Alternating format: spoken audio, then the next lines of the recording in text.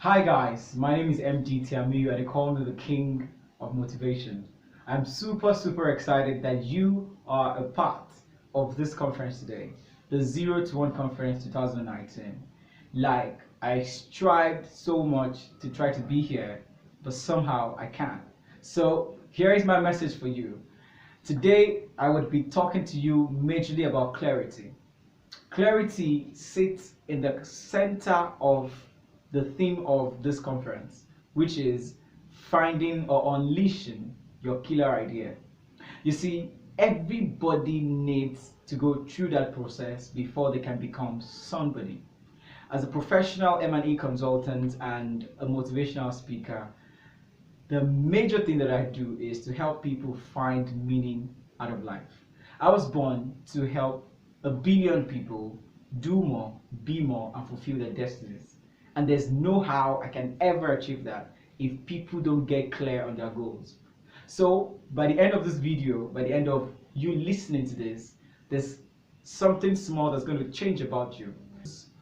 You're going to change from an activities to goals person to a goals to activity person. Because a lot of the times when we act and do stuff, we just do everything that comes our way, hoping that they would make sense along the line. But a lot of times they don't. But somehow we still have to give glory to God or to the universe or to whoever we believe was responsible for our success. But in order for you to get faster to your goals, today we're going to be talking about finding clarity. Why are we talking about clarity first and foremost? Let me give you a scenario, a quick one. Imagine two children born to two different parents at neighboring compounds. Compound A and compound B. Compound A come from a royal lineage where when a child is born, maybe there's a traditional soothsayer that comes around. There's a preset or ancestral saying about every child, about what their future is going to look like.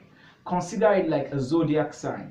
So this child A, born in compound A, was given a zodiac statement when he was born that he would be king.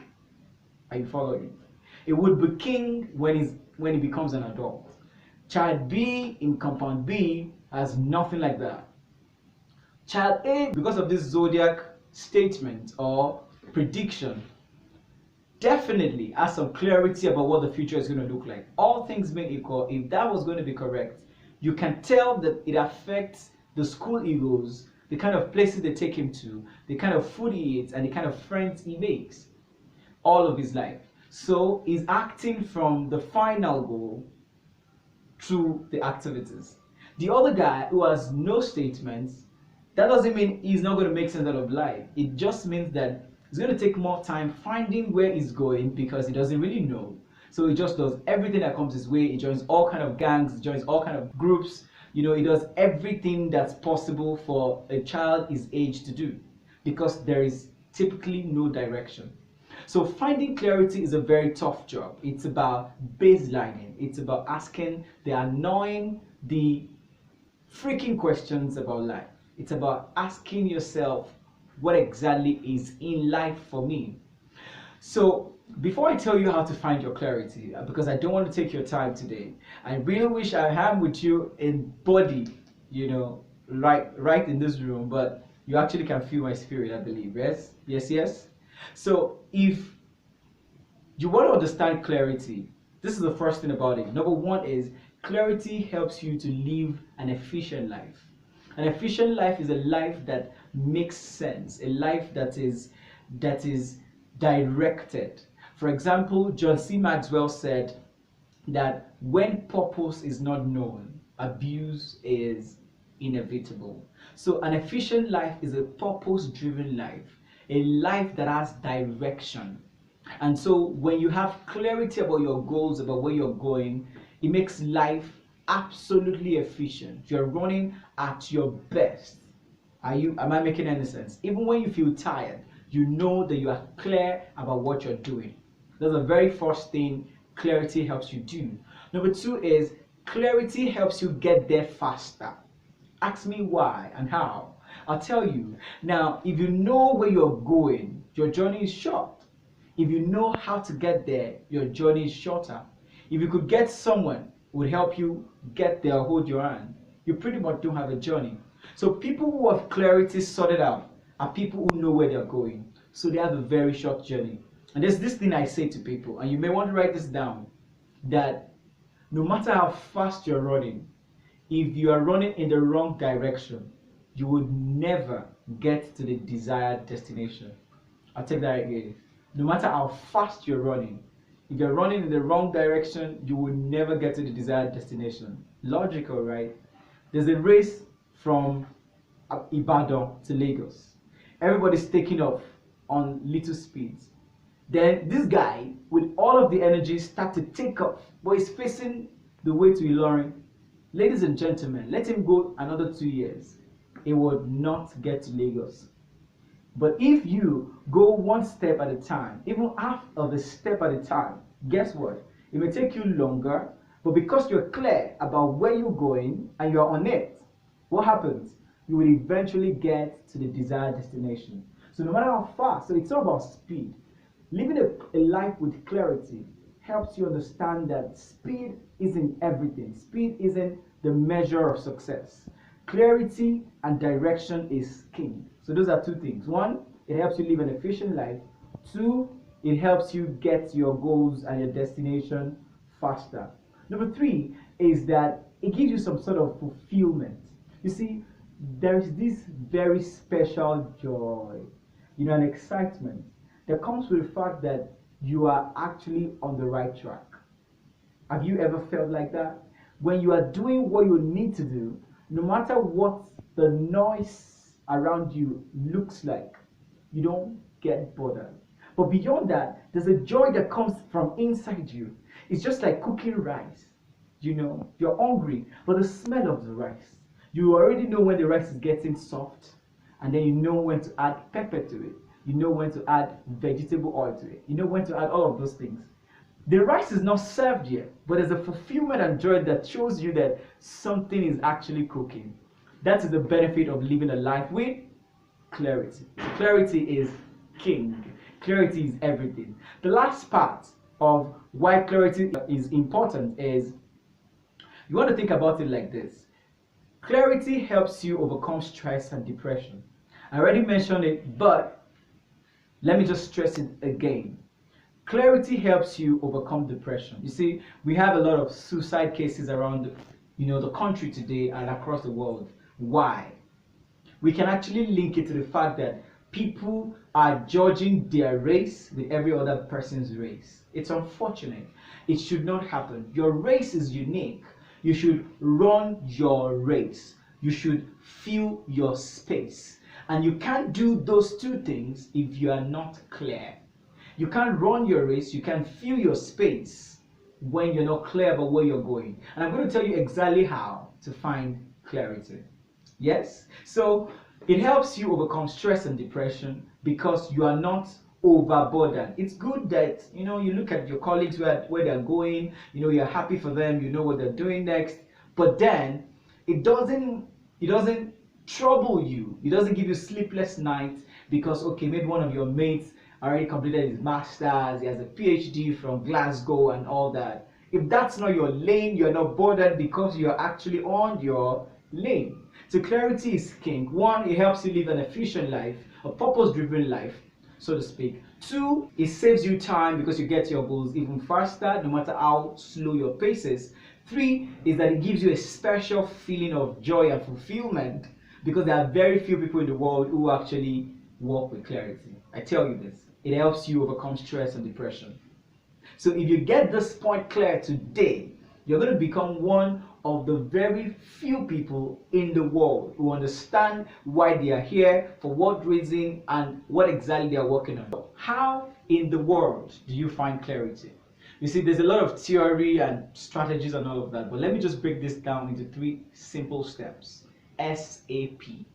The S is search, the A is agree, and the P is plan. So listen, how does it work? First is you cannot be clear about your life, about what you want to do, until you do an intentional search. You watched Good Ultimate Search, right? What are they searching for? something special that's hidden somewhere. How long does it take contestants to find the treasure in Good Ultimate Search, for example? Weeks. Does it come easy? No. Does it come with fun? You may think it's fun to watch, but if you ask them in real life, it doesn't come with so much fun. That's what you need to do. You need to search for, this time, not a treasure. You need to search for your special thing. There's something special about everybody God has made. And I tell you this, so how do you know your special thing? Your special thing is a summation of your talents, your gifts, and the legacy you want to leave when you leave this world. Because whether you like it or not, everybody's going to die. Yes, I'm not trying to scare you, but we're all going to die. In fact, if you're a Nigerian who lives in Nigeria, the record shows, statistics have shown that you should die at the age of 53. Why do I say so? Because the life expectancy of an average Nigerian is 53 years old.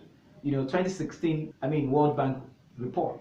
So it means that once you clock 53, everything you use extra is what? Is an addition, it's just grace. So if you plan with 53, for example, I pray all of us, including myself, live beyond that. So remove how old you are right now from 53 and see what is remaining. So you need to start thinking about the legacy you want to leave behind. What do you want people to remember you for? And so when you tie that to the skills and talents you've got, you begin to find your special thing. So I'm going to give you 5 ways to find your talent. Yeah, I do this a lot of time, but then if this is your first episode, listen to it. The 5 ways you can actually find your talent. Everybody has a talent, including that person. That yes, you, nodding your head and saying, no, I don't have a talent. You do have a talent. So I'll tell you 5 places where you can find your talent. And if you don't find it yet, just keep looking. First, what are you good at? At a certain age in your life, you should almost be clear about what you are good at. There's something about you that you just know how to do, either because you were born with it or because you have been trained to do it. Does it feel like I'm speaking to somebody? So there's something, no matter how small it is, it could be blowing kisses, it could be nurturing babies, it could be eating food, it could be anything. There is something that you are good at. So, but if you don't search for it, like the contestant in Good Ultimate Search, you may never find it. If you don't listen to it, you may never find it. Yours could be the ability to talk, like mine. So you have to search what you're good at.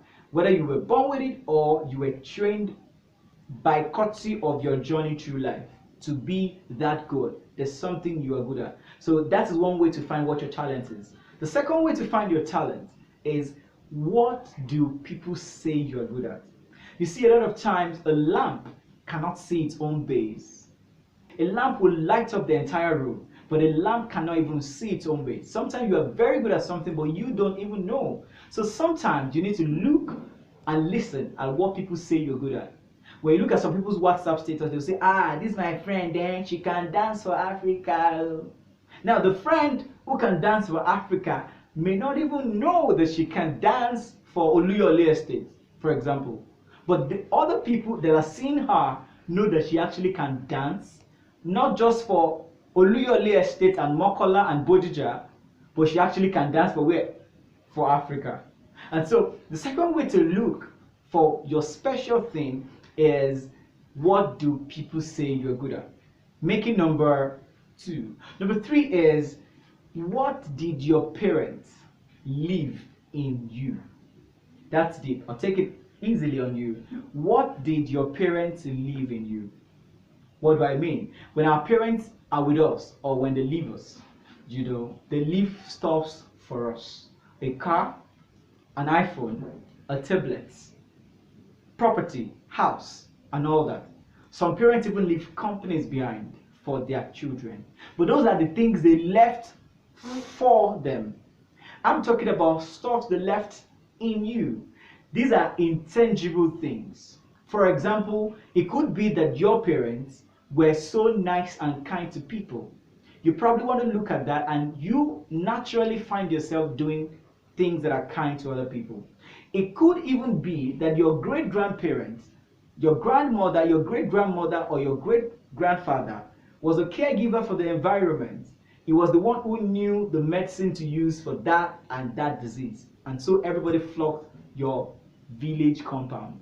And somehow within you, there's something that resonates with the character of that person. Those are the things your parents have left in you. For me personally, my father talks a lot, my mother talks a lot. So apparently, what did they leave in me? You can guess. The difference between myself and my parents, like I say, is that I make money public speaking, but my parents don't. Okay, so that's the third thing you should look at. What did your parents leave in you? Number 4 is, what do you have in excess than anybody else? You see, when you go to some people's houses, you just find books. Good. Books about everything. Philosophy, psychology, biochemistry, history, math, everything. They are book lovers. They have more books than everybody in the entire community. When you go to some people's houses, what do you find? Shoes. You find all colors of shoes. Pink shoe, red shoe, black shoe, yellow shoe, violet. Every color of shoe. When you get to some people's houses, what do you find? Makeup. All sort of makeup. Now, a lot of times we don't consider those things that we have more than everybody else as a talent, because we can't deny the fact that for us to have gathered that much, there is something about that thing and us that's connecting us together. You may want to become a shoe retailer if you have so much shoes. You may want to become a shoe designer or fabric designer if you just have all sort of designs of clothes. So what is that thing that you have more than everybody else? Material or an intangible things? The 5th place to look for your talents is, what is that thing that you used to lack but now you have? You see, a lot of us have gone through stuff in our lives. Everybody's journey is unique and different. So in your journey, you could have gone through parental abuse, sexual abuse, financial problems and wahalas, but now you have been able to overcome it. There's something about that switch that you can sell to the world. Does that make sense? So if you're in this room and you still don't know these talents, go back home, review those 5 areas, and I'm sure by the time you do it over and over and over again, you would find that special thing about yourself. Now, I'll do a quick summary of it because a lot of people may have missed it. The 5 places to look at to find what your talent is. Number 1 is what you're good at. Number 2 is what people say you're good at. Number 3 is what your parents left in you, not for you. Number 4 is what you have in excess than everybody else. Number 5 is what did you used to lack, but now you have overcome. And so if you are able to look at this, it may take you weeks, just like the Google Ultimate Search, right? It may take you even months, it may take you years. But if you keep looking, you will eventually find it. Because God has not made a soul that doesn't have a special talent. You have yours. Yes, yes? Yes, yes? Excellent. So you have yours. By the time you find it, you can be able to link it to the legacy. What message do you want them to write on your tomb when you die? So that is your special thing. For me, I just want to lie in my tomb, and I want it to be written that here lies a man who inspired 1 billion people to do more, be more, and fulfill their destinies. So everything that I do is around that. I found my talents, the things that I'm good at, and that's the legacy I want to leave behind. So that's my special thing. And you have your special thing. The goal of this session is to help you as much as we can, to push you really to find your special thing. And that's the first step to finding clarity. Search. You're searching for your special thing. When you find it, and I pray you do, sooner or later, the next thing to do is to agree.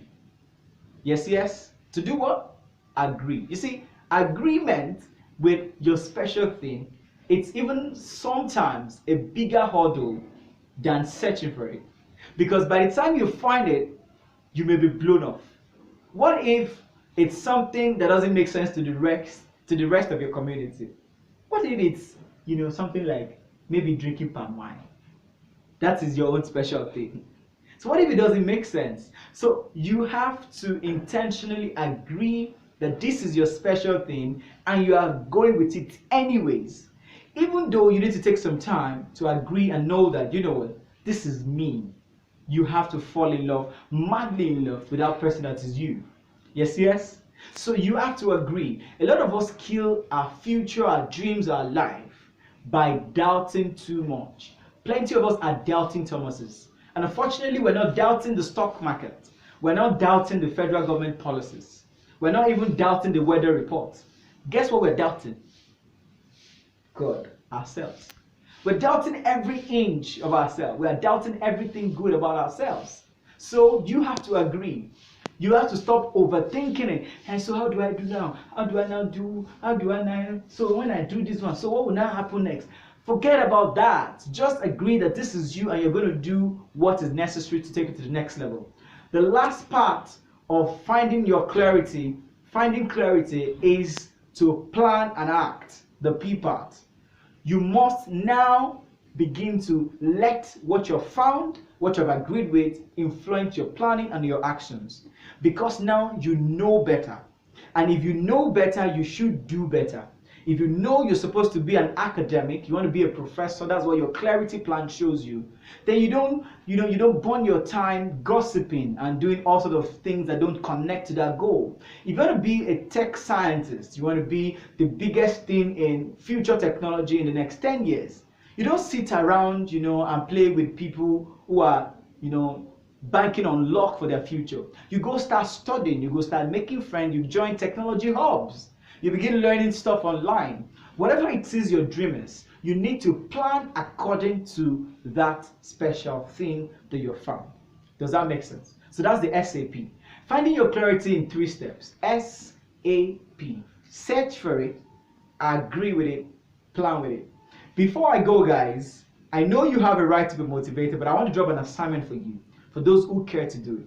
This is an assignment that my mentor once gave me about 2 years ago. It's about describing who you like to be in 2030.